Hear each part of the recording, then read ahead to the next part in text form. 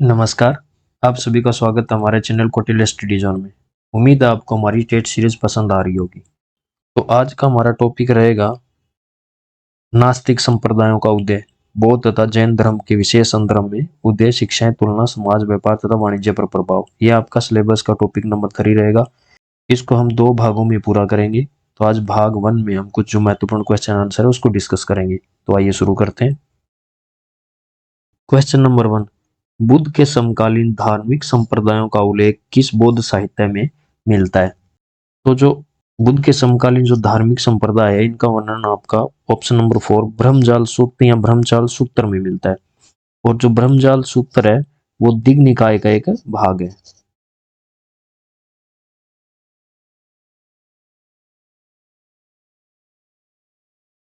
और इसमें 62 संप्रदायों का वर्णन मिलता है। इसके अलावा एक जैन ग्रंथ है,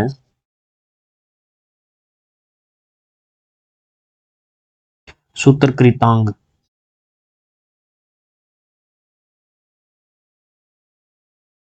इसमें 363 संप्रदाय का उल्लेख मिलता है। इसको भी आप ध्यान रख सकते हैं। क्वेश्चन नंबर 2, जैन धर्म के संस्थापक महावीर स्वामी किस कुल के थे? तो महावीर स्वामी ज्ञात्री कुल के थे। और इनका जन्म है वो 599 ईस्वी पूर्व 599 ईस्वी पूर्व हुआ था। और कहाँ हुआ था? जो विदेह की राजधानी है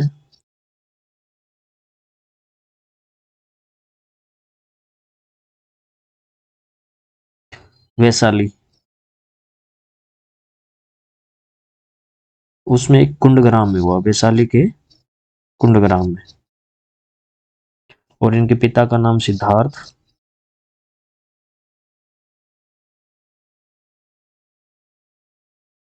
माता का नाम त्रिशला।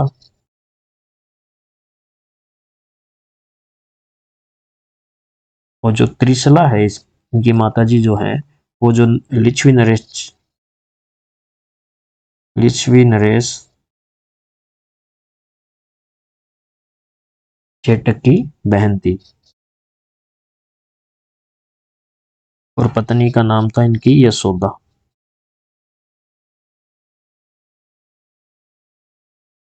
और इनकी मृत्यु हो जाती है 527 ईस्वी पूर्व पावापुरी में।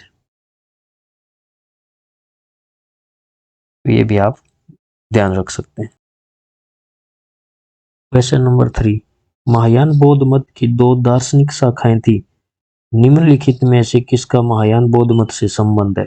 ऑप्शन 1 है शून्यवाद तथा योगाचार, ऑप्शन 2 था विज्ञानवाद तथा स्थविरवाद, महासंगिक तथा थेरवाद, आचार्यवाद तथा सर्वास्तिवाद। तो आपका जो दार्शनिक शाखाएं हैं महायान की वो है शून्यवाद तथा योगाचार, यानी ऑप्शन 1 आपका करेक्ट आंसर होगा। और शून्यवाद का दूसरा नाम है माध्यमिक, शून्यवाद या माध्यमिक। और योगाचार का योगाचार या विज्ञानवाद।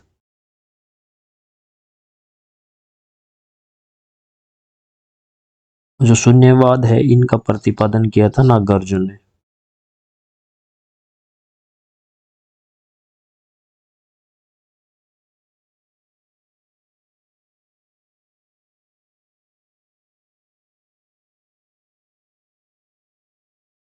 और जो विज्ञानवाद है इनकी इसकी स्थापना की थी मैत्रेयनाथ ने।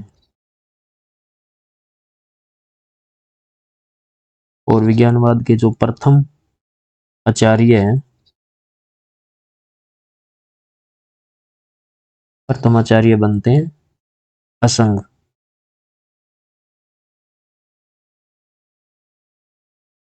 और उसके बाद इसी से रिलेटेड वसुबंधु आएंगे जो इसका विकास करेंगे,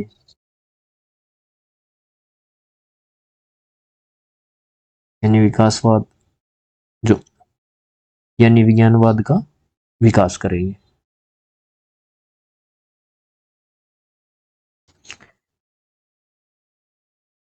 इसके अलावा महासंगीत तथा थेरवाद, ये सेकंड बौद्ध संगीति जब होती है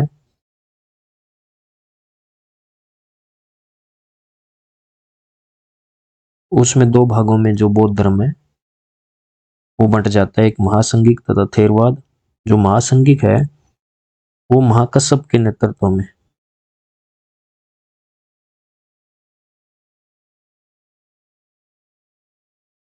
महाकश्यप के नेतृत्व में, और इनका केंद्र बनता है मगध। और जो थेरवाद या स्थविर है ये महाकाचायन के नेतृत्व में,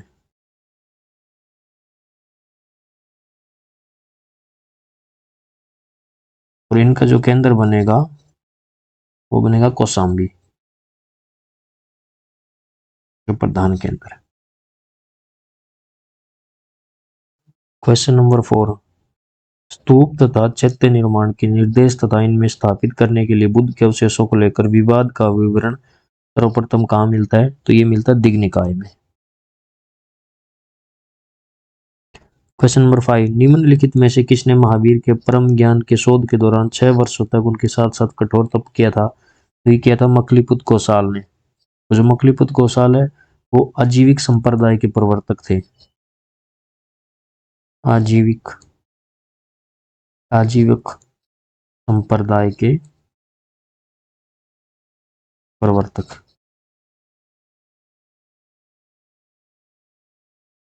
क्वेश्चन नंबर 6, निम्नलिखित में से कौन बौद्ध परंपरा में भावी बुद्ध माने जाते हैं? तो बौद्ध परंपरा में भावी बुद्ध माने जाते हैं मैत्रेय।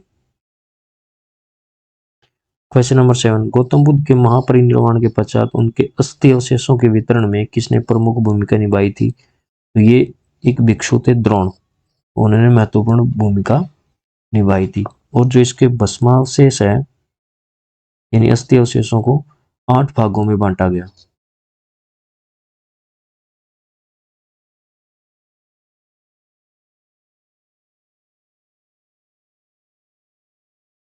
और 8 स्तूप बनवाए गए।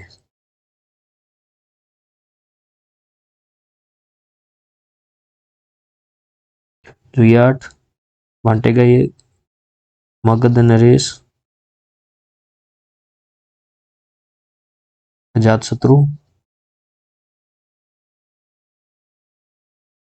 वैशाली के लिच्छवी,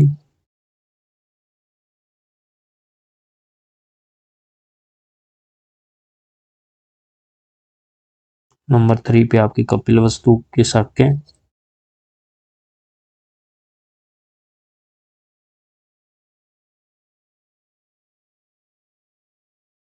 अलकप के बुली,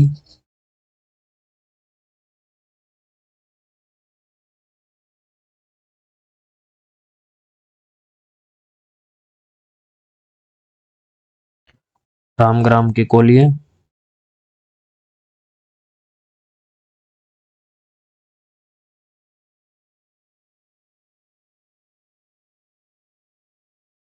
सिक्स पे आ गया बेट द्वीप के ब्राह्मण,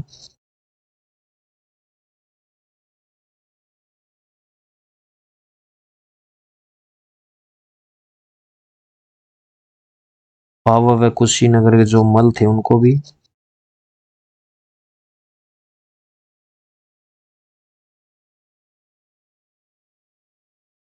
जो 8वां भाग था वो था पीपली वन के मौर्य।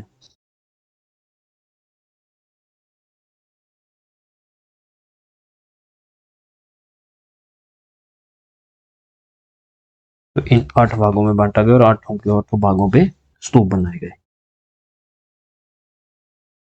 क्वेश्चन नंबर 8, गौतम बुद्ध ने पहली बार स्त्रियों को बौद्ध संघ में प्रवेश की अनुमति कहाँ प्रदान की थी? तो ये प्रदान की थी वैशाली में। और गौतमी प्रजापति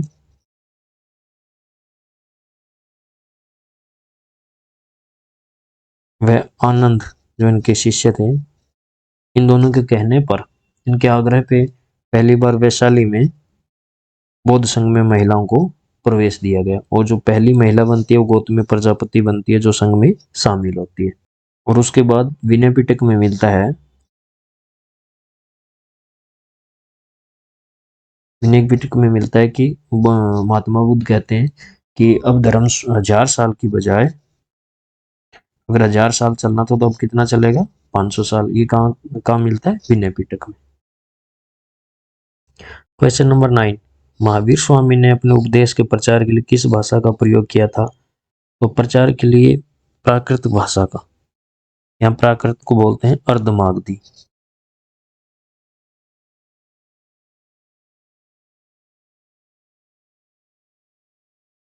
और जो मगधी है या मागधी है, इसका बुद्ध ने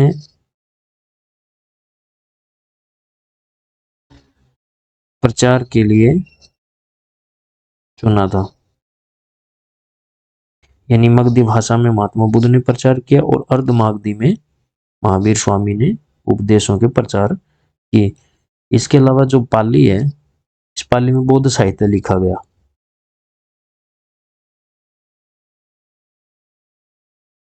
बौद्ध साहित्य है वो पाली भाषा में लिखा गया। क्वेश्चन नंबर 10, निम्नलिखित में से भिक्षुओं का कौन सा वर्ग बुद्ध के प्रति विरोधी भावनाएं रखता था? तो विरोधी भावनाएं रखता था आपका षड्वर्गीय। इसके अलावा जो पंचकौंडिन्य है वो थे महानाम, हदीय, कौंडिन्य, असज्जी तथा असंग, इनको पंचकौंडिन्य बोला जाता है। लेकिन विरोधी भावनाएं कौन रखता था? षड्वर्गीय। क्वेश्चन नंबर 11, जैन संप्रदाय में प्रथम विभाजन के समय श्वेतांबर संप्रदाय के संस्थापक कौन थे? तो श्वेतांबर के थे स्थूलभद्र, यानी श से भी आप रख सकते हैं ध्यान। तो जो श्वेतांबर संप्रदाय है उसके संस्थापक स्थूलभद्र थे। और जो प्रथम विभाजन होता है वो प्रथम जैन संगीति के दौरान होता है।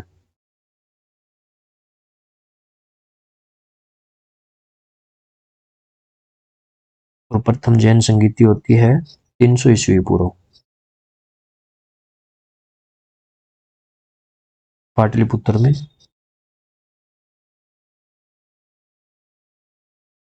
और श्वेतांबर जो है इसके संस्थापक बनते हैं स्थूलभद्र और दिगंबर के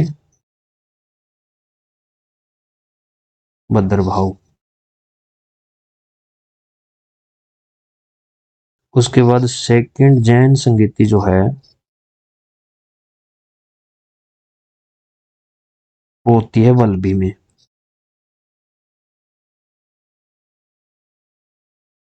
गुजरात में। ये होती है 513 ईस्वी में। ये ईस्वी पूर्व है और ये ईस्वी में। और इसके अध्यक्ष होते हैं क्षमा शर्मण।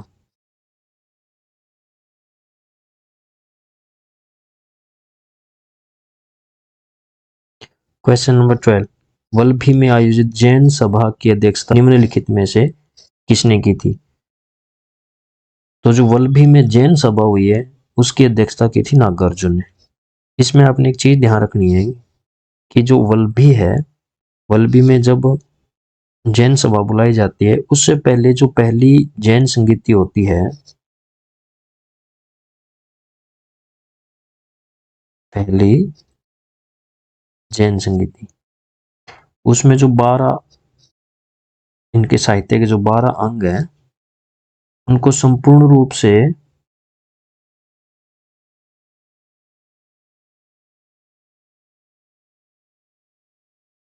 संकलित नहीं किया जा सका।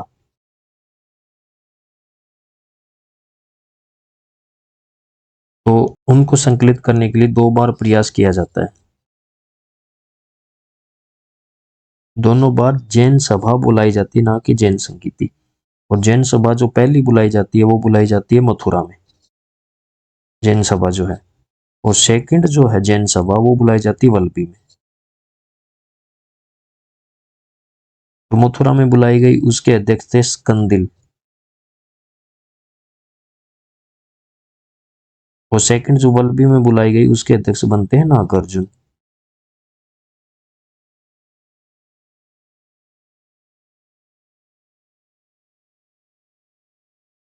ये चीजें भी आपने ध्यान रखनी है। क्वेश्चन नंबर 13, महात्मा बुद्ध के प्रवचनों का संकलन प्रसिद्ध धम्मपद निम्नलिखित में से किस ग्रंथ का अंग है? तो ये है सुत्त पिटक का। और जो सुत्त वर्ड है इसका मतलब होता है धर्मोपदेश।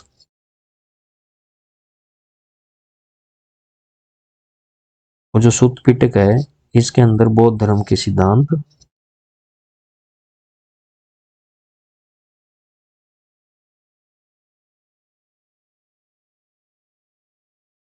बुद्ध की शिक्षाएं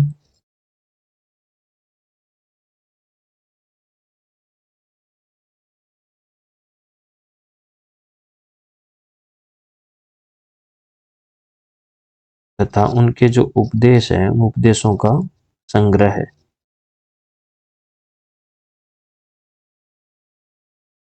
और जो सुत्त पिटक है इसमें 5 निकाय हैं।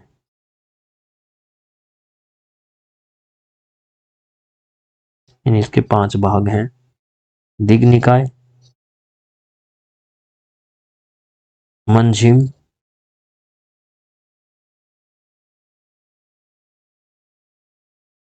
संयुक्त निकाय, अंगुत्तर निकाय और लास्ट है खुद्दक। और जो खुद्दक निकाय है इसका ही भाग है धम्मपद जो आपका दिया था, वो इस खुद्दक निकाय का एक भाग है। क्वेश्चन नंबर 14, निम्नलिखित में से किस एक ग्रंथ में बुद्ध का जीवन चरित्र वर्णित नहीं है? तो महावस्तु में भी है, ललित विस्तार में भी है, निदान कथा में भी। कल्प सूत्र में बुद्ध का जो जीवन चरित्र है वो नहीं मिलता, क्योंकि कल्प सूत्र जो है वो एक जैन ग्रंथ है। और कल्प सूत्र में पार्श्वनाथ और महावीर स्वामी का जीवन चरित्र मिलता है।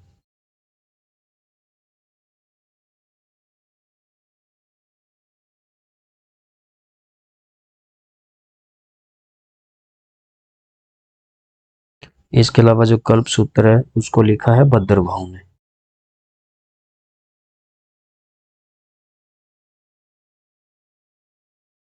ये एक्स्ट्रा चीजें भी आप ध्यान रखें।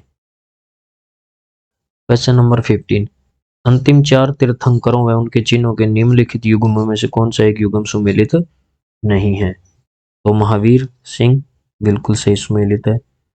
पार्श्वनाथ गज ये सुमेलित नहीं। रिष्ट नेमी शंख ये बिल्कुल ठीक है। नमीनाथ नीलकमल ये बिल्कुल ठीक है। तो पार्श्वनाथ का जो चिन्ह है वो मिलता है सर्प। और अरिष्ट नेमी का जो दूसरा नाम है वो है नेमीनाथ।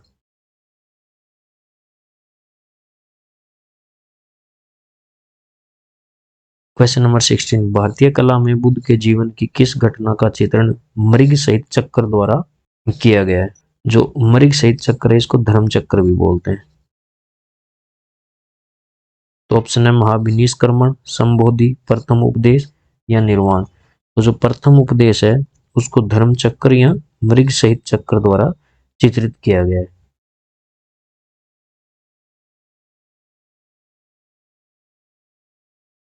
इसके अलावा बुद्ध से जुड़ी हुई घटनाओं को जो चित्रित किया गया है वो है गर्भाधान की जो घटना है उसको हाथी के द्वारा, जन्म को कमल व सांड द्वारा।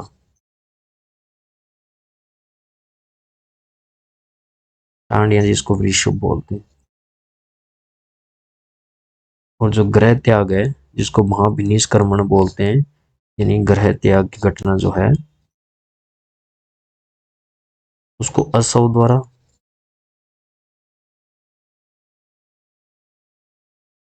और जो मृत्यु है यानी जो निर्वाण प्राप्ति हम या महापरिनिर्वाण जिसको बोलते हैं उसको दिखाया गया स्तूप द्वारा। क्वेश्चन नंबर 17, निम्नलिखित में से किसने यह आदेश निकाला था कि बुद्ध का स्वागत न करने वालों को 500 कारसपण का दंड देना पड़ेगा? ये कहा था मल्लों ने, पावा के मल्लों का।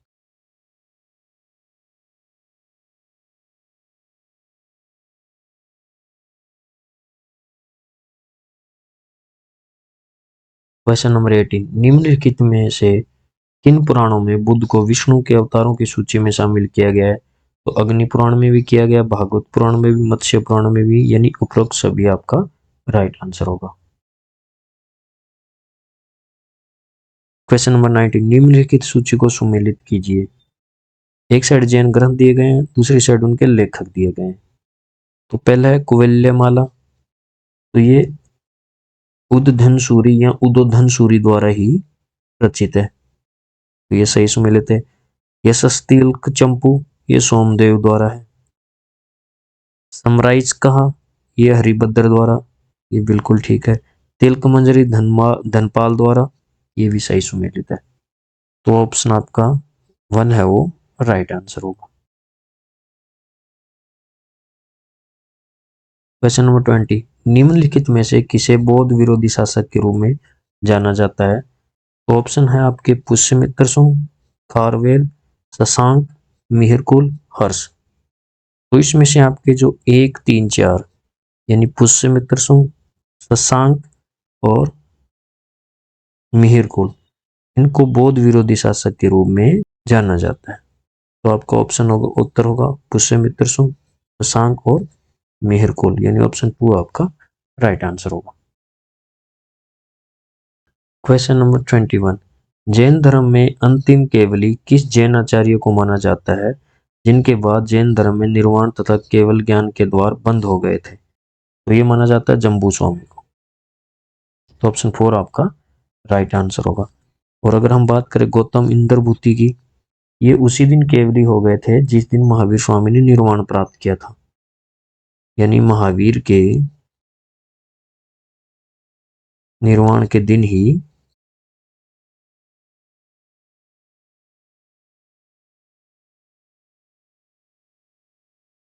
केवली हुए।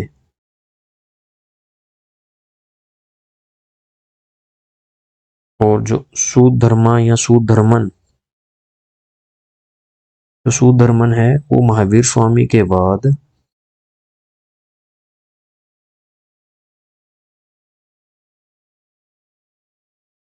जो जैन संघ है उसके अध्यक्ष बनेंगे।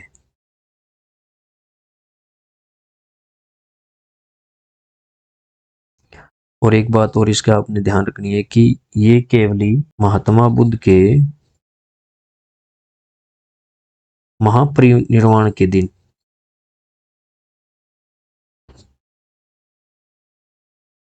ये केवली होंगे,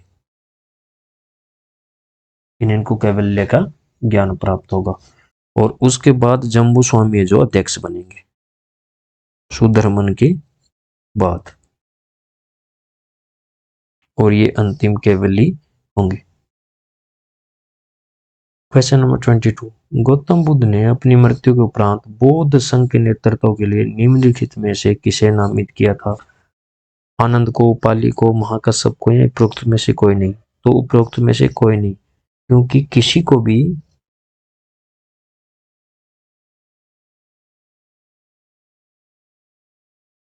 नामित नहीं किया गया।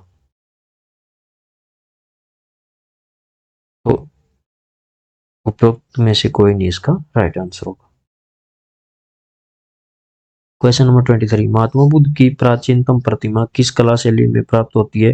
ये प्राप्त होती है मथुरा शैली में।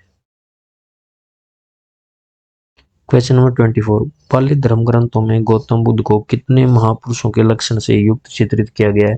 ये किया गया 32। क्वेश्चन नंबर 25, बौद्ध मान्यता के अनुसार महात्मा बुद्ध के सबसे पहले गृहस्थ अनुयायी निम्नलिखित में से कौन थे? तो ये थे तपस्सु तथा भल्लिक, और इसका वर्णन मिलता है महावग में।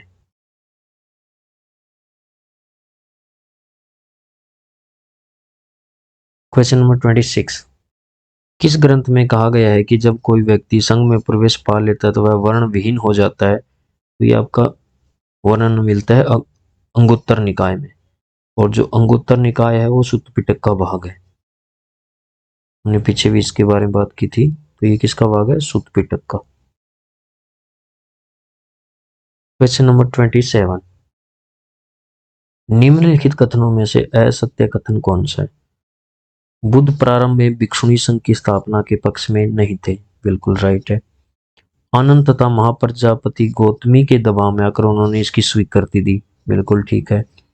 अभिधम पिटक से ज्ञात होता है कि बुद्ध ने भविष्यवाणी की थी कि स्त्रियों के संघ में प्रवेश करने से संघ की आयु आधी हो जाएगी, तो ये आपका असत्य कथन है, क्योंकि ये जो चीज है अभिधम पिटक, ये बातें इसमें नहीं कही गई है, ये लिखा गया है विनय पिटक में।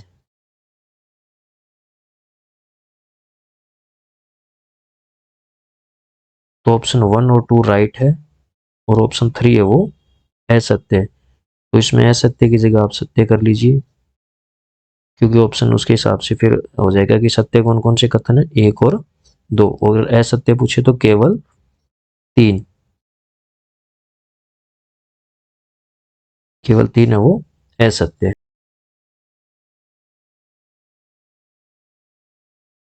क्वेश्चन नंबर 28, बौद्ध धर्म में थेरी गाथा से क्या तात्पर्य है? जो थेरी गाथा है वो बौद्ध भिक्षुणियों के गीत हैं, और अगर बौद्ध भिक्षुओं के गीत की बात करें,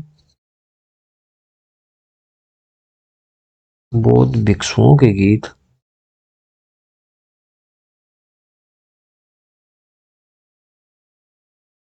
वो है थेर गाथा।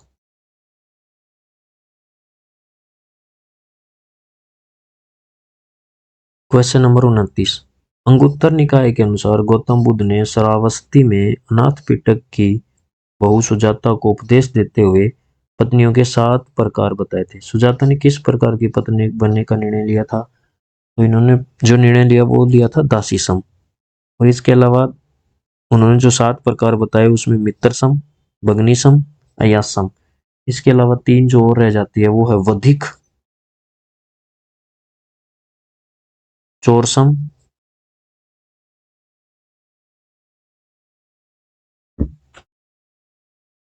मातृसम, मातृसम।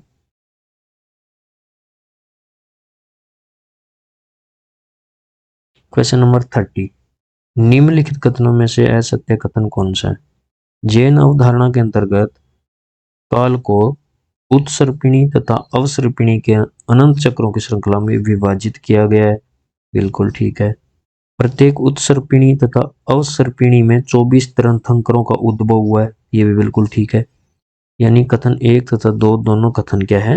सत्य है। तो इस वीडियो में इतना ही। इस टॉपिक को हम सेकंड वीडियो में समाप्त करेंगे। तो आज का वीडियो आपको कैसा लगा आप कमेंट करके जरूर बताएं। इसके अलावा अगर आपको ऐसा कोई टॉपिक लगता है जिसकी वीडियो आप चाहते हैं कि पहले बना दी जाए, तो उस वीडियो आपको पहले बनाकर दे दी जाएगी, तो आप कमेंट करके जरूर बताएं। अगर आपको वीडियो अच्छी लग रही है तो चैनल को सब्सक्राइब कीजिए, वीडियो को ज़्यादा से ज़्यादा शेयर कीजिए, लाइक कीजिए, और कमेंट जरूर करके बताएं। Thank you.